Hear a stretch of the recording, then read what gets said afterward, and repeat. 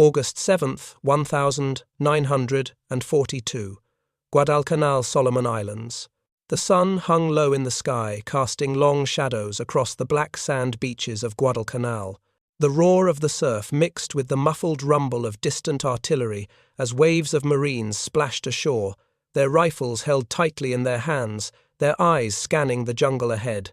They had been preparing for this moment for months, but nothing could have prepared them for the brutal heat and the overwhelming tension that gripped their bodies as they waded through the surf, now waist-deep in the waters of the Pacific. The first wave landed with explosive force, a crashing symphony of military machinery and the sound of boots hitting sand. A company of Marines led by Lieutenant Colonel William W. Wiedecke was tasked with securing the Japanese-held airfield. Behind them, naval gunfire from the heavy cruisers and destroyers offshore rained down, aimed at softening up the defences. In the distance, the thundering explosions echoed across the island, a constant reminder of the deadly task ahead. With the surf still lapping at their boots, the Marines surged forward, sprinting toward the jungle, their breath coming in sharp gasps. The Japanese defenders had fortified the airfield with everything. They had concrete bunkers, trenches, and barbed wire. But as the Marines advanced, it became clear that they had come prepared for more than just a simple beach assault. This was no standard landing. This was a calculated, overwhelming assault designed to break the Japanese grip on the island. The jungle loomed ahead, dense and thick with trees, but the Marines knew that the real battle would come once they were deep inside. The island's dense foliage was a perfect cover for the Japanese, and they had dug in, waiting for the Marines to push further inland. They had their orders: hold the airfield at all costs. The airfield was a vital link for the Japanese one that they could not afford to lose. For the Marines, taking it was a necessity. It would serve as a base for future operations in the Pacific. The battle was already shaping up to be a brutal one. The jungle was thick with enemy fire as the Japanese began their counterattacks, ambushing the advancing Marines from the dense underbrush. But the Marines had their own form of counterattack firepower. Every assault was met with coordinated airstrikes and naval artillery pounding the enemy positions into submission. The Japanese defenders fought back fiercely, but they could not match the Marines' ability to bring overwhelming force to bear. As the hours wore on, the Marines continued to push forward, their faces grim and determined. They had been trained for this moment, prepared for the hell that awaited them in the jungles of Guadalcanal. The sound of gunfire rang out as the Marines and Japanese traded fire inch by bloody inch. The heat of the battle was palpable, but there was something else that began to set in: a growing sense of dread among the Japanese forces. They had encountered the Americans before, but not like this. Japanese soldiers used to the regular Allied landings had expected another typical assault. What they got instead was an onslaught of relentless firepower and tactics that pushed their defences beyond their limits. The Marines weren't just fighting to gain ground, they were fighting to break the spirit of the defenders. And with every passing minute, the Japanese realized they were facing a force they could not hold back, a force that was more organized, more efficient, and more aggressive than any they had faced before. The Marines' amphibious assault was a new kind of warfare. It wasn't just about fighting on the beach, it was about seamlessly integrating infantry, air power, and artillery into one coordinated attack that would overwhelm the enemy. It wasn't about brute force alone, but about tactical precision and relentless pressure. The Marines adapted to the environment, using the cover of the jungle to their advantage, while the Japanese struggled to keep up with the speed and intensity of the assault. As the Marines advanced deeper into the island, the Japanese forces found themselves retreating from one position to another, their defense lines crumbling under the weight of the American assault. The Marines did not give up, and neither did they slow down. Every time the Japanese attempted to regroup or reorganize, they were met with another wave of relentless attacks backed by the overwhelming firepower of naval and air support. By the time the battle reached its peak, the Marines had broken through the outer defenses and were closing in on the heart of the Japanese position, the airfield. It was here in the final stages of the battle that the full scale of the Marines' new strategy would be revealed. The Japanese defenders, exhausted and demoralized, began to realize that the battle was lost. They could not hold out forever against this combination of air artillery and infantry that was so ruthlessly efficient. The airfield would fall, and with it, a critical piece of the Japanese defense in the Solomon Islands. But it wasn't just the strategic loss that affected the Japanese. It was the realization that the Americans were not just another army. The Marines had shown them something they had never experienced before: the ability to attack with overwhelming combined force and the unshakable will to continue that attack until the job was done. The Marines were a new breed of warrior in the Pacific, and for the Japanese defenders of Guadalcanal, that meant one thing: terror. The battle for Guadalcanal was far from over, but it had marked the beginning of a new phase in the Pacific War.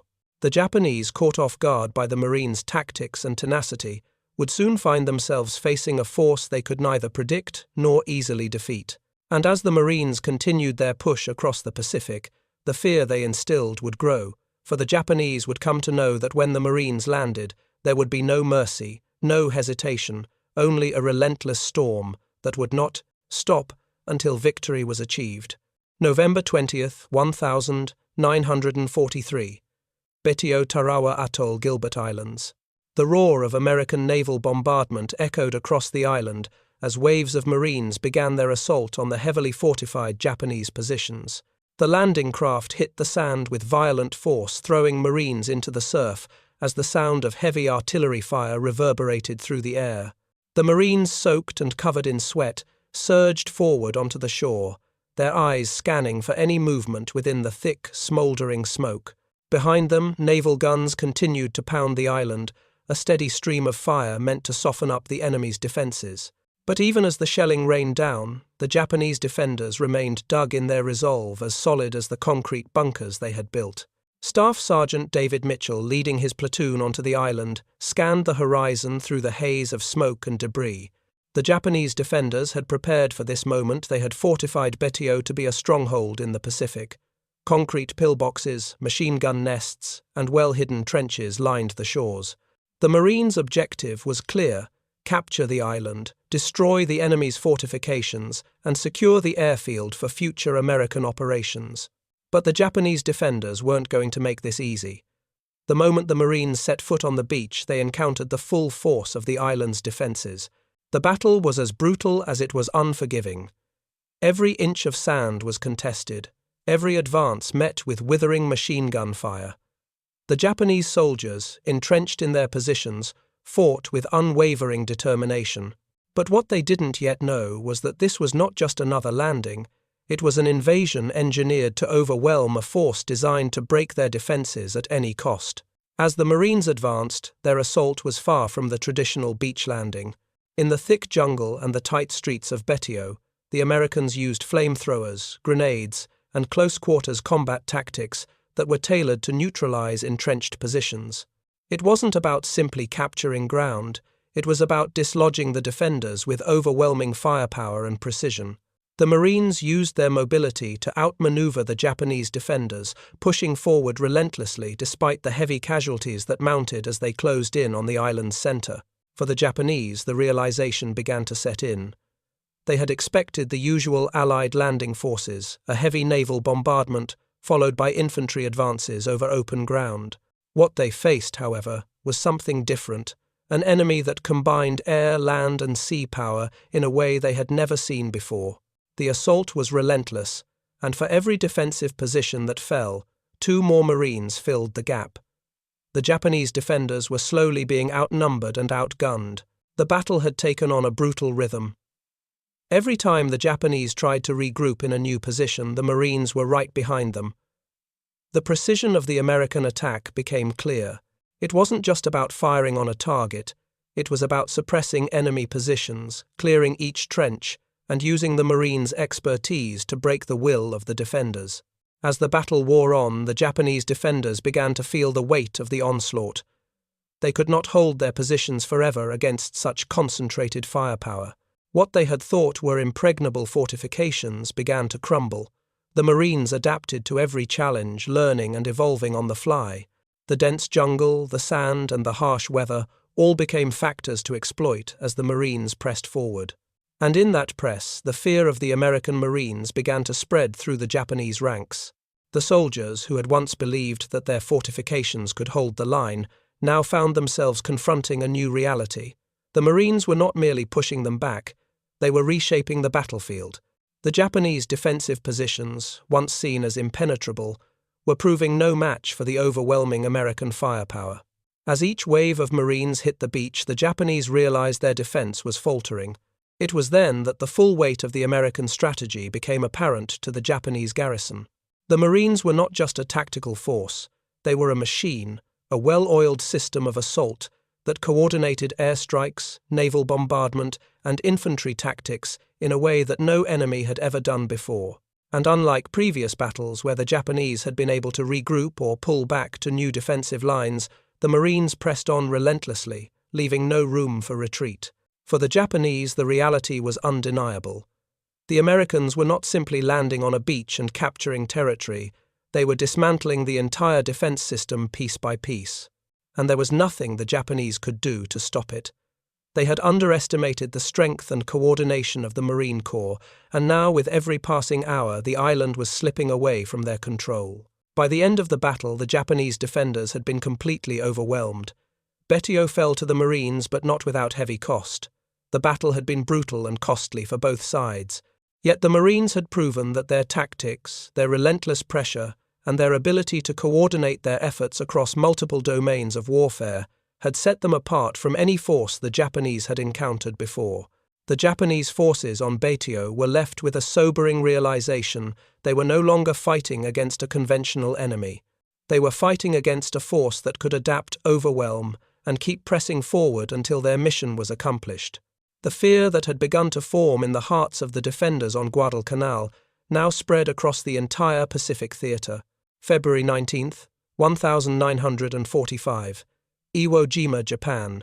The morning sky was overcast, and the air was thick with the scent of salt water and smoke. The Marines of the 28th Marine Regiment stood ready on the transport vessels, their eyes focused on the horizon. Beneath them, the black sands of Iwo Jima awaited. The island loomed large on the horizon, a formidable volcanic bastion of Japan's last line of defense before the heart of the homeland. The Marines' mission was clear: capture Iwo Jima and neutralize the enemy's airfield to support the eventual assault on mainland Japan.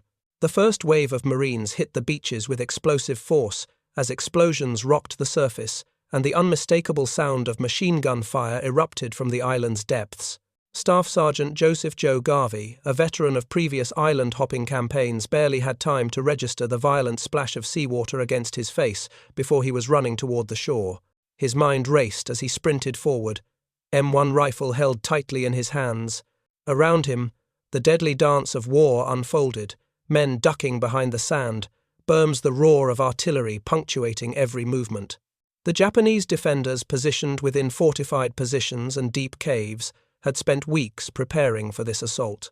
Their bunkers, hidden beneath the island's volcanic surface, formed an interconnected network that was nearly impervious to conventional bombardment. But for the Marines, this would not deter them. They had trained for these kinds of defenses, their methods honed through experience gained in bloody combat across the Pacific. The Marines were prepared for the worst. As Garvey's squad advanced, they came under intense fire. The sounds of enemy machine guns reverberated from the hills above, while mortar shells rained down on the beachhead. The Japanese soldiers, though heavily entrenched, fought with fierce determination. Yet their defensive strategy, which had worked on previous islands, now seemed inadequate against the sheer force of the American assault. The Marines, unfazed by the violence surrounding them, continued to push forward with ruthless efficiency. The Marines had brought more than just rifles and grenades. Their flamethrowers, a weapon the Japanese had learned to fear, were deployed almost immediately. The flames engulfed entrenched positions, creating a wall of fire that forced the defenders to retreat. The Japanese could not match the relentless speed of the Marines. Every time they thought they had found a defensive line that could hold, the Marines moved again, applying overwhelming pressure. It was a battle unlike any the Japanese had faced. They had prepared for the usual tactics, artillery bombardment, infantry charges, and close combat, but the Marines had perfected their ability to adapt to any situation. Their use of air support, artillery, and infantry worked together in a seamless system. The Japanese had nowhere to retreat, nowhere to regroup. With every inch of ground, the Marines gained the fear within the Japanese ranks grew. As the day wore on, the Marines began to move further into the island, advancing toward Mount Suribachi. The iconic mountain stood before them, its summit a crucial strongpoint for the Japanese defense. The fighting was brutal.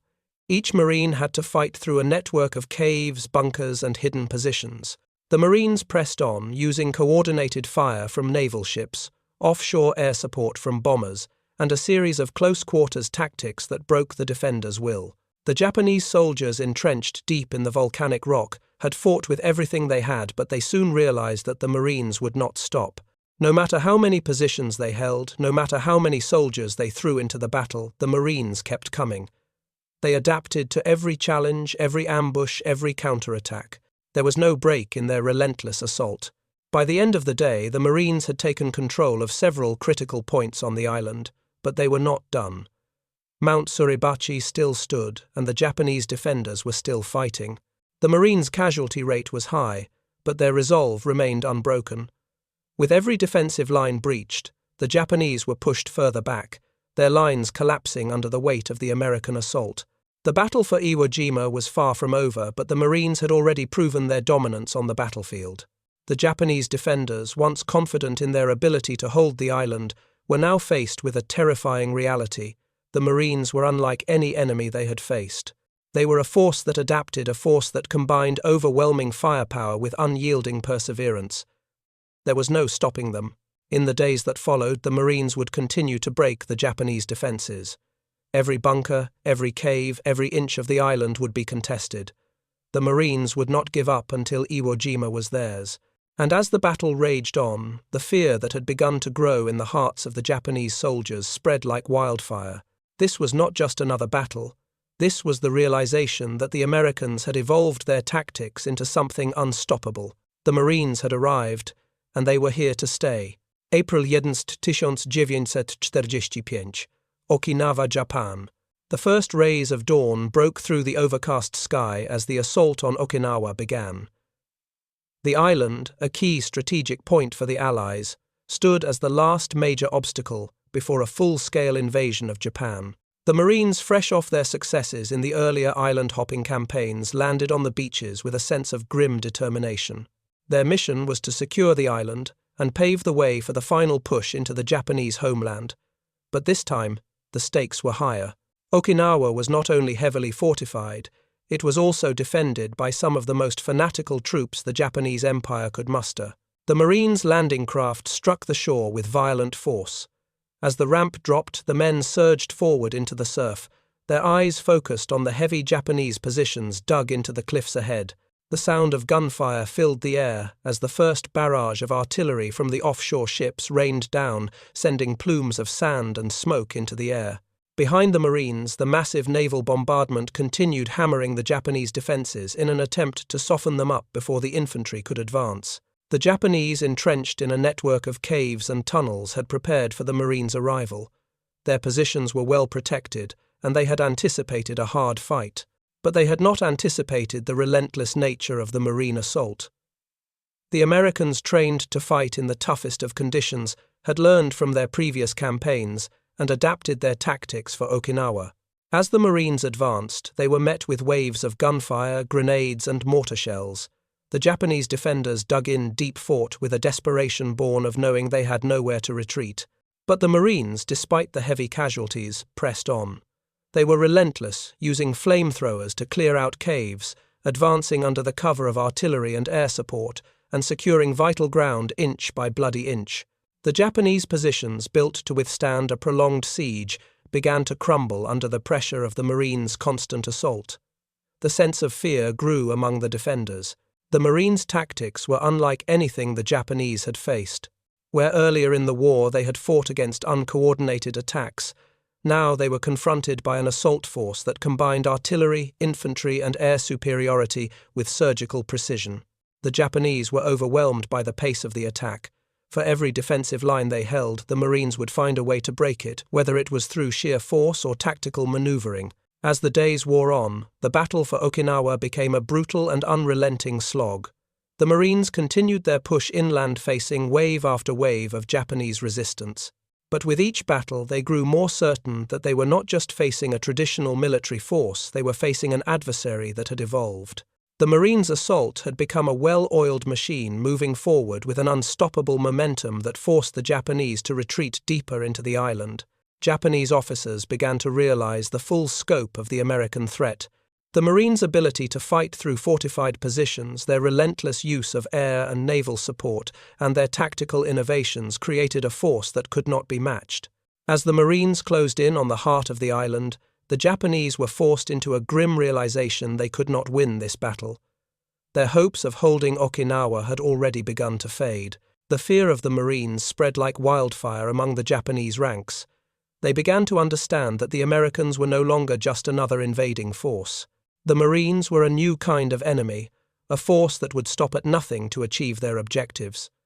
The battle for Okinawa would not just be a fight for territory, it would be a fight for survival. By the end of the month, the Marines had secured Okinawa, but the victory came at a great cost.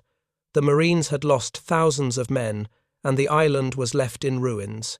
But the psychological impact of the battle was far-reaching. The Japanese military had been forced to confront a terrifying reality. The Americans, led by the relentless Marines, would stop at nothing to achieve their objectives. There was no defensive line that could withstand their assault. There was no retreat that could save them. The Marines had proven that they could adapt to any situation, overcome any obstacle, and fight through the toughest conditions.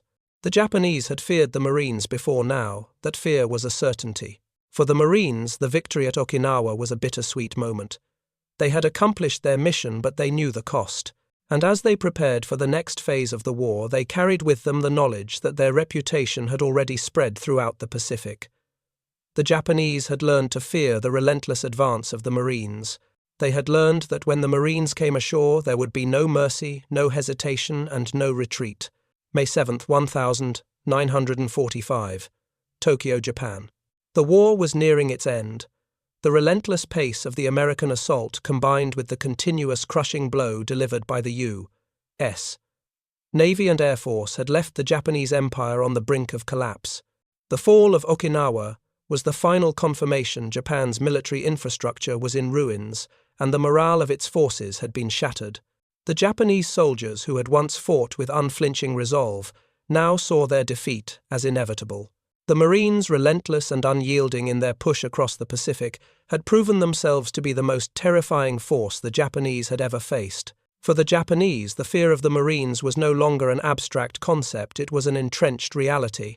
The Japanese military had come to understand that the Marines were not just another army to be held at bay.